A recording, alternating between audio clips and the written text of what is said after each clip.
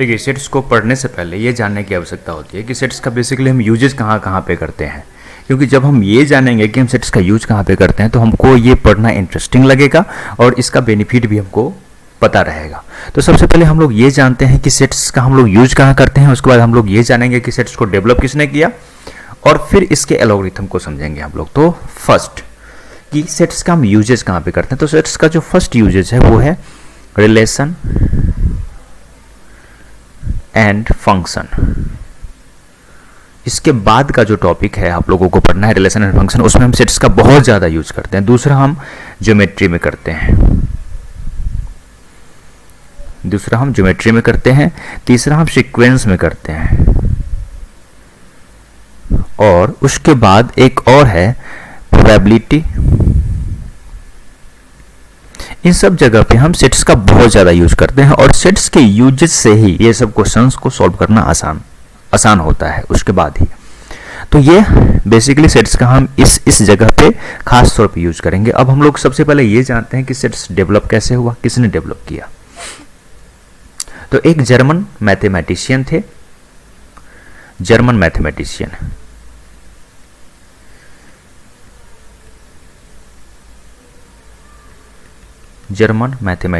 थे जिनका नाम था George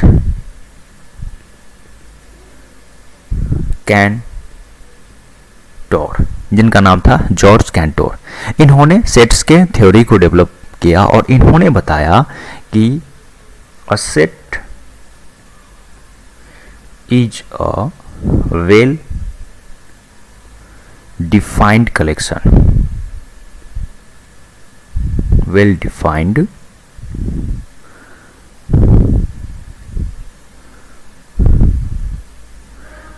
well defined collection of objects, well defined collection of objects। ये उन्होंने बताया। अब सबसे पहले हम लोगों को ये जानना है कि वेल डिफाइंड कलेक्शन का मतलब क्या है। तो वेल डिफाइंड कलेक्शन का मतलब होता है कि नॉट चेंजेबल, आप इसको ऐसे समझ सकते हैं, या ऐसा जो पर्सन टू पर्सन वैरी ना करे।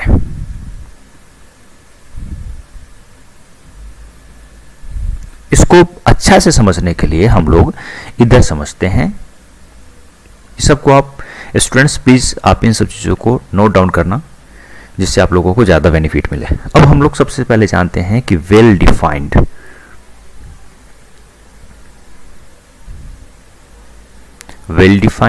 और नॉट वेल डिफाइंड का मतलब क्या है। ठीक है, सबसे पहले हम लोग इसको जानते हैं। तो मैं आपसे अगर ये बोलूं कि आप हमें फर्स्ट 10 नेचुरल नंबर बता दो,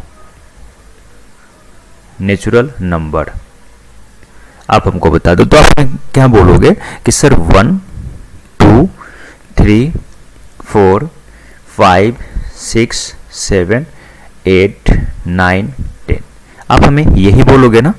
आप अगर हमसे पूछोगे तो मैं भी यही बोलूँगा। आप अगर किसी अनदर से पूछोगे, मान लो किसी लड़के का नाम सोनू है और उसको अगर नंबर की समझ है, तो अगर आप उसको बोलोगे कि आप हमें 10 नेचुरल नंबर बताओ, तो जो मैंने लिखा है वही वो भी बताएगा।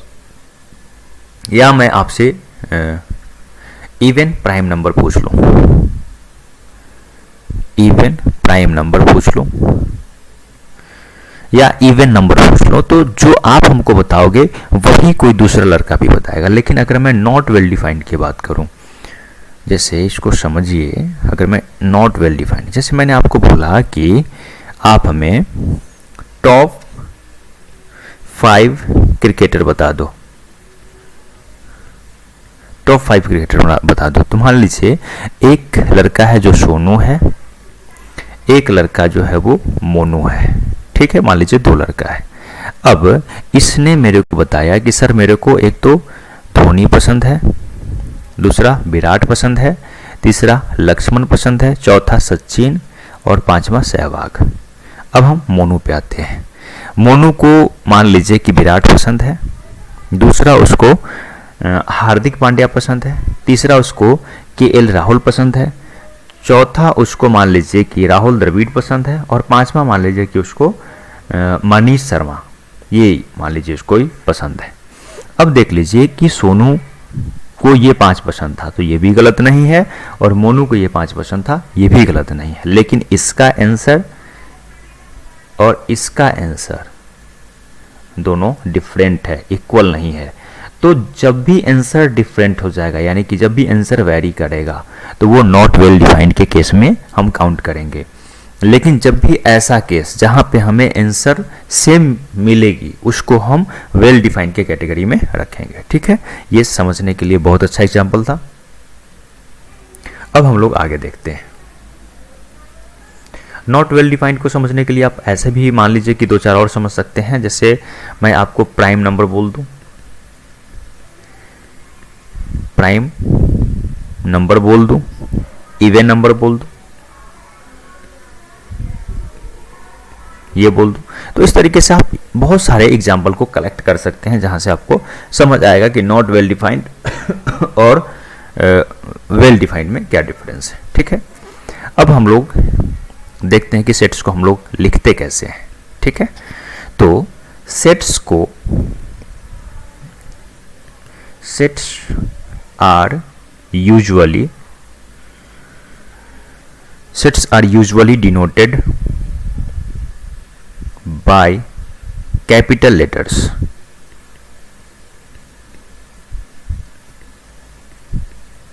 कैपिटल लेटर्स यानी कि हम सेट्स को कैपिटल लेटर से डिनोट करते हैं। लाइक जैसे मान लीजिए कि A B ...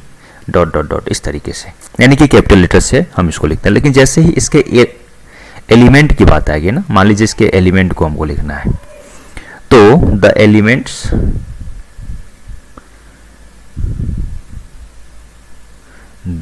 elements of a set are represented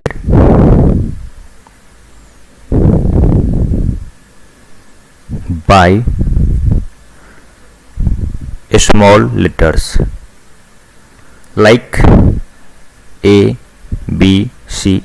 इस तरीके से हम इसके एलिमेंट को लिखते हैं। ठीक है, तो ये सब कंसेप्ट है जिसका यूज 100% हम क्वेश्चंस के थ्रू करते हैं। ठीक है, नाउ अब हम लोग कुछ और चीज़ें देखते हैं।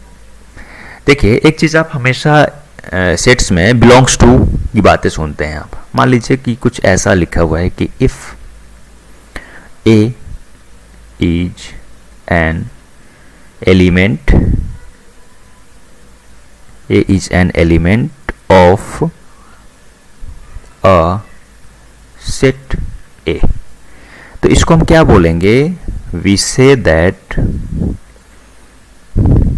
ए जो है वो एलिमेंट है सेट ए का। ठीक है, तो इसको हम क्या बोलेंगे कि ए बिलोंग्स टू ए, यही बोलेंगे इसको हम। लेकिन मैथमेटिक्स कहता है कि अगर आप मैथमेटिक्स की बात कर रहे हैं तो मैथमेटिकल बात करिए ना। तो मैथमेटिकल जब हमें बात करना हो तो एक साइन होता है ये। ठीक है, यह है ग्रीक सिंबल, इसको हम ग्रीक सिंबल बोलते हैं। ग्रीक सिंबल है, इसका जो नाम है वो है इप्साइलन। इप्साइलन, और इप्साइलन एक फ्रेज है, इप्साइलन एक फ्रेज है जिसका मतलब होता है बिलोंग्स टू। ठीक है, ये एक ग्रीक साइन है। ठीक है, इस बात को आपको ध्यान रखना है। ये ग्रीक सिंबल है जिसका मतलब होता है, इसको हम पढ़ेंगे इप्सिलॉन, और इसका मतलब होता है बिलोंग्स टू। ठीक है, मीनिंग होता है बिलोंग्स टू। ठीक है, पढ़ेंगे भी कैसे? तो ए बिलोंग्स टू ए। जैसे अब हम इसको लिख कैसे सकते हैं? We write A belongs to A, इस तरीके से इसको हम लिखेंगे। ठीक है, तो ये इंपॉर्टेंट है, ये आपको समझना था। ये सब आप नोट डाउन करना, बिकॉज वेरी इंपॉर्टेंट है ये। अगर आप ये सब चीज़ में कंफ्यूज हो जाओगे तो बहुत दिक्कत होने वाला है। ठीक है ना। अब हम देखते हैं कि अगर बिलोंग्स टू होगा तो हम ऐसा लिख देंगे, लेकिन अगर मान लीजिए कि नॉट बिलोंग्स टू का केस आ गया तो हम क्या करेंगे, तो देखिए मान लीजिए कि मैंने बोला कि अगर बिलोंग्स टू है, अगर बिलोंग्स टू है तो उसको हम ऐसे लिख देंगे ए बिलोंग्स टू ए। लेकिन जब नॉट बिलोंग्स टू हो तो हम क्या लिखेंगे, तब हम लिखेंगे कि बी डजंट, एक कट मार देंगे ऐसे, बिलोंग्स टू ए। ठीक है, और इसको पढ़ेंगे क्या, B does not belong to A. ठीक है, इसको हम ये पढ़ेंगे। ये कंसेप्ट है, इसको बहुत अच्छे से आपको समझना है, क्योंकि ये कंसेप्ट आपको एक बेहतर सेट्स को समझने में हेल्प करेगा। ठीक है, अब कुछ चीज़ें और भी हैं जिसको हमें देखना है, तो उसको भी हम लोग देखते हैं। लेकिन उससे पहले अब हम लोगों को समझना है कि और सेट्स में ऐसी क्या क्या चीज़ें हैं जो हमें जानने की आवश्यकता है। ठीक है, तो सबसे पहला जो चीज़ है वो ये है कि अब कुछ हम लोग प्रॉपर्टीज को और देख लेते हैं। कुछ और प्रॉपर्टीज है, प्रॉपर्टीज ऑफ सेट्स, थोड़ा सा इसको हम लोग देखते हैं। तो एक चीज़ हमेशा बच्चे के मन में कंफ्यूजन होता है कि सर क्या हम सेट्स को किसी भी फॉर्मेट में किसी भी कैसे भी लिख सकते हैं क्या? तो ये सबसे इसका इम्पोर्टेंट प्रॉपर्टीज है कि a set can be written in any order, किसी भी ऑर्डर में इसको हम लिख सकते हैं। एग्जाम्पल देख लीजिए, मान लीजिए एक सेट है 2, 4, 6, 8 और 10 और ये करली ब्रैकेट, तो इसको आप ऐसे भी लिख सकते हो कि 4, 2, 6, 8, 10 ऐसे लिख लो आप, या 10, 2, 4, 6, 8 ऐसे भी लिख लो आप, कोई फर्क नहीं पड़ रहा है। ठीक है, तो इसका फर्स्ट जो मैंने आपको प्रॉपर्टीज बताया वो क्या बताया कि एक सेट को आप किसी भी ऑर्डर में लिख सकते हो। अब सेकंड देख लेते हैं कि सेकंड क्या है।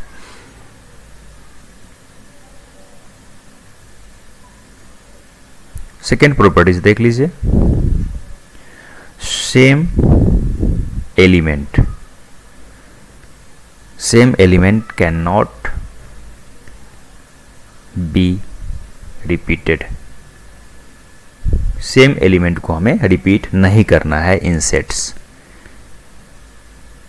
जैसे मान लीजिए कि अगर आपके पास है कि 2, 2, 4, 4, 4 और 7, तो इस तरीके से हम नहीं लिख सकते, ये मेरा रॉन्ग सेट हो जाएगा। तो इसको हम लिखेंगे कैसे, इसको हम लिखेंगे A इक्वस 2, 4, 7, यानी कि जो रिपीटेड है ना उसको सेट्स के अंदर में नहीं लिखा जाता है, ये इसके प्रॉपर्टीज में आता है और इसको आपको ध्यान रखना है। ठीक है, अब जो हमें नेक्स्ट पढ़ना है वो हमें पढ़ना है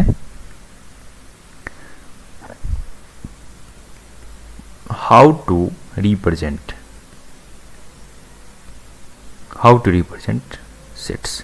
ठीक है, अब ये जो हाउ टू रिप्रेजेंट सेट्स है इसको हम लोग नेक्स्ट वीडियो में देखेंगे।